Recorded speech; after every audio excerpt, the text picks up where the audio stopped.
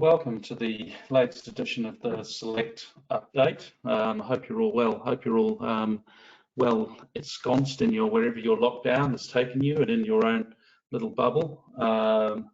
We're 2 weeks into it now, so we've only got 2 weeks left to go, except for those of us like myself that were already in lockdown for 2 weeks beforehand, so we're almost 4 weeks into it. So we're seasoned veterans at this so far. Look, what we're going to do today is I'm just going to give you a very brief rundown of sort of the current situation, and then we're going to try and talk about maybe some of the questions that you might be getting from clients at the moment, and how you might go about answering those questions. As I've said, as I always point out, if you do have any specific issues you want to raise, please feel free to talk to Hannah, or talk to Helen, or talk to Debbie. Everyone's working, albeit scattered to the four winds. We're all in communication every day. We're having a daily phone call to run through any issues that might have arisen in the previous day.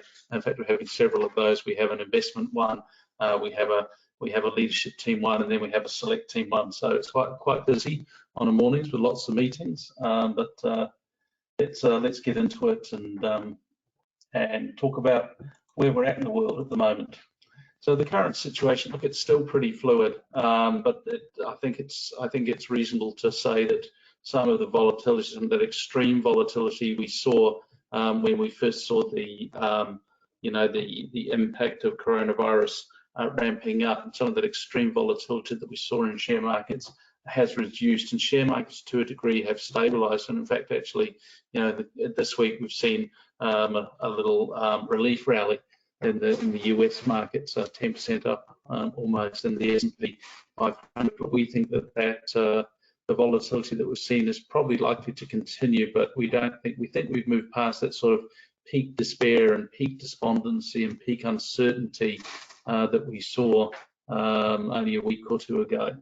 The pace of central bank and government announcements is subsiding. So we've seen an enormous amount of monetary policy support that's come out of central banks all over the world, not only trying to sort of stabilize the financial markets in terms of ensuring that the markets had plenty of liquidity, but also ensuring that credit markets have been able to function, and in many cases initiating extremely large QE programs to support the fact that the government announcements, which in many cases have involved enormous amounts of fiscal support to the various economies, and we've even seen that exhibited in the New Zealand context. And I think the numbers in the last 24 hours that over 1 million New Zealanders have now been party to applications for the wage subsidy scheme, and over $6 billion now being put into the local economy by way of that wage subsidy scheme. So unprecedented amounts of money. It was impossible to sort of foresee that we would have to instigate those sorts of programs. The focus now very much on how this pandemic is going to develop through the various jurisdictions. So we're all watching very closely how this pandemic and how the number of cases, the number of new cases, how that's progressing. And we've seen epicenters like Spain, like Portugal and Italy, how that's now changing. And I think it is encouraging the fact that we are starting to see a tail off in the new cases in some of those areas. Of course, a key area of concern, I think, from an economic point of view, is the US, where they certainly don't seem to be seeing that slowdown quite yet. We've had one day of lower cases, but we need to see more evidence than that. So what we're also seeing now is companies that are most directly impacted, are in some cases already pursuing balance sheet stabilization. And we've seen that with companies like Auckland Airport, who in the last 48 hours or over the course of this week have gone through an institutional placement, raising $1.2 billion through institutional placement and a shareholder retail placement to shore up that balance sheet and to get them through what could be a difficult time in the travel industry. We're seeing that in Kathmandu, and we're obviously in Air New Zealand take a support package from the government.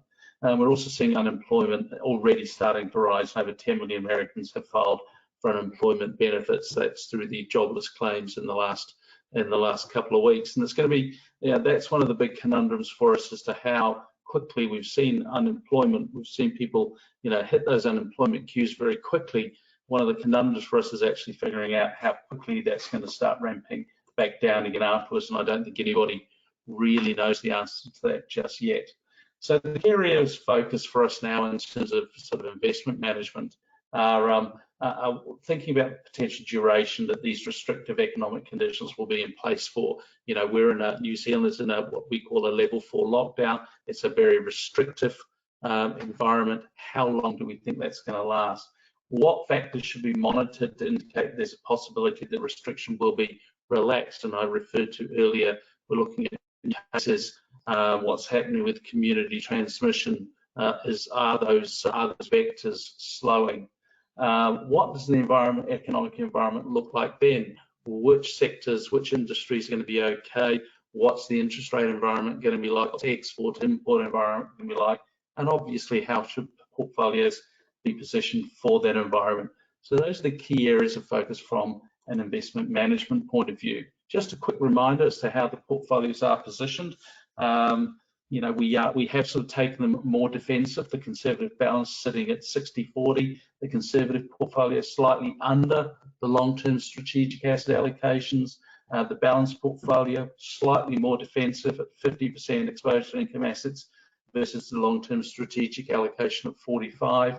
The growth and the high growth, you know, we've taken a 7%, I suppose, defensive position of 7% weighting there by overweighting the income assets, about 6.5% in the high growth. So they still have plenty of exposure. So if this market does run away back up, we have an opportunity to buy back in, but we're not going to miss out. We still have reasonable exposure through those portfolios, but they are more defensively positioned than might have been the case 12 months ago. So we're continuing to actively monitor those existing positions. We want to gradually lower the exposure to income assets. We want to increase exposure to shares to the neutral position, and at some point we will increase some portfolios to be overweight growth assets, particularly in that growth and high growth area, but we certainly don't believe we're in the position to do that just yet. And the last thing I want to point out, and I think we did, we may have circulated this, and if not, anybody feel free to get hold of one of the guys and talk to them. I read what to me was one of the best articles I've read, and we've received an awful lot of information over the last 2 weeks. This was actually an article written in 1974. It was written by one of the portfolio managers at Capital Group, and it was entitled "Courage, We Have Been Here Before." And they were going through some pretty tough times in 1974, and I think this is very pertinent for the environment we find ourselves in now. And I sort of illustrate that by looking at a chart here in front of you that goes back to 1936. We've had some pretty dire times over the last, well, that's getting on to be almost 100 years in that chart, not quite 100 years, maybe 84, 85 years. But you can see that we've been through a lot of tough times before, so we do have to take heart. We have been here before, and in all those places, in all those circumstances, the markets have recovered and the economic environment has recovered. So courage, people, we have been here before. So you're going to be getting some questions from some of your clients. I'm just going to run through 3 or 4 of the most common ones and maybe how we think you could respond to those. The one that everyone's asking, have share markets hit a bottom yet? Well, the reality is nobody really knows that. All we can do is look at the environment and have a plan to how we're going to position the portfolios through the next few weeks. You know, our view at the moment, there's still some potential for negative news flow. I know we might start to see an improvement in the actual virus and the impact of the virus and the number of new cases, and believe that it's got contained. But then we're going to have sort of a little second round effect, and that's going to be negative economic data. We're going to have to see how badly economic conditions, how badly companies have been affected by what they're seeing. Company balance sheet stress. You know, we're going to see more companies having to come to the markets to look for balance sheet, to shore up their balance sheets to make sure they can get through, particularly in certain sectors like maybe travel, airlines, those sorts of industries that can be particularly affected, and probably for longer than other companies like consumer staple companies like supermarkets. And of course, the inevitable coronavirus response setbacks. You know, we may be able to contain the virus, but I think it's reasonable to expect you will see flare-ups in various places. So given the defensive positioning of our portfolios, we'll look for opportunities to increase exposure to growth assets. So I think it's very difficult to say we've actually hit a bottom, but we think that any weakness from here we will be using as an opportunity to increase our exposure to growth assets. Advisors are asking, should I reduce the risk of my client portfolios? Well, look, there's also no simple answer to that question, but I think there's certain factors you've got to consider. What is the client risk tolerance, and whether or not the recent events have materially changed that? So you need to talk through your clients. Have their attitudes to markets been that affected by the change that their risk tolerance is now different? And you can really only get that, I think, from having a chat to the clients. Have the client's investment objective changed? You know, were the original objectives might have been income, might have been capital growth. Have they changed through the course of this? If not, then I think you have to ask the question whether or not it's appropriate to change or to reduce the risk in the client portfolios. Look, our view is that over time, the current levels will prove to be attractive levels to accumulate assets, and that doesn't discount the potential for further weakness. But you might see that clients who are more concerned at the recent volatility might feel more comfortable in a low risk portfolio. But you do have to point out to them your opportunity to regain any capital, you know, losses that you might have seen over the last 3 months. And a reminder that for a lot of portfolios, it is only over the last sort of 3 months. You're going to reduce the potential to capture those again. So when you reduce the risk of the portfolio, you reduce the potential for capital gains. What assets, if we were going to be buying, would we be looking at buying? Well, in general, we reduced our exposure to global share markets. Now, some of our Australasian-based managers have managed their level of exposure by increasing the amount of cash in their portfolios. We're going to be looking to reinvest into fund managers with a proven ability in difficult markets, and we'll look to replace part of that global exposure, but I think it's also highly likely that we're going to increase our exposure to Australasia.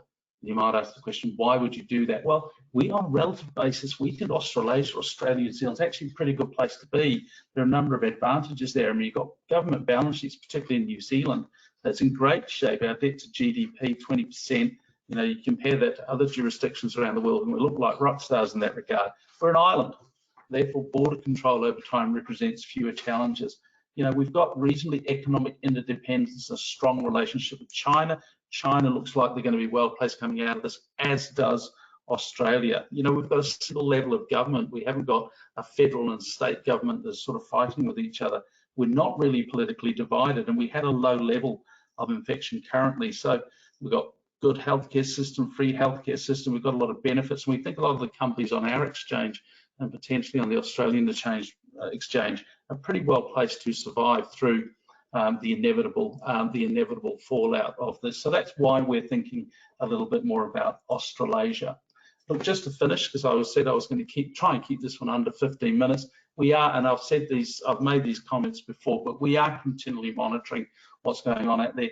The individual fund managers have been very active in this period. They're trying to protect capital downside, trying to sort of position portfolios for the upside that we believe is inevitable. We're looking for opportunities to reinstate growth risk. We're following the same processes that we have done historically in terms of asset allocation discipline. We're not out of the woods yet, but I think we can give some reassurance that we think some of that peak uncertainty, some of that peak despair is behind us. As far as selectors goes, we're open for business. I believe we've got good systems in place. We're flexible. We can be responsive where we need to be. And as I say, look, just a quick reminder, whatever the way we come out of this, we're going to be in a very low interest rate environment. And for new investors coming in, where assets are now priced, pretty good time for them to be coming in. So look, good luck out there. I hope you do all manage to enjoy or have a wee break over Easter. I know you don't get to go anywhere, but at least try and relax. I hope you and all your families are safe and well, and we'll talk to you again in a couple of weeks' time.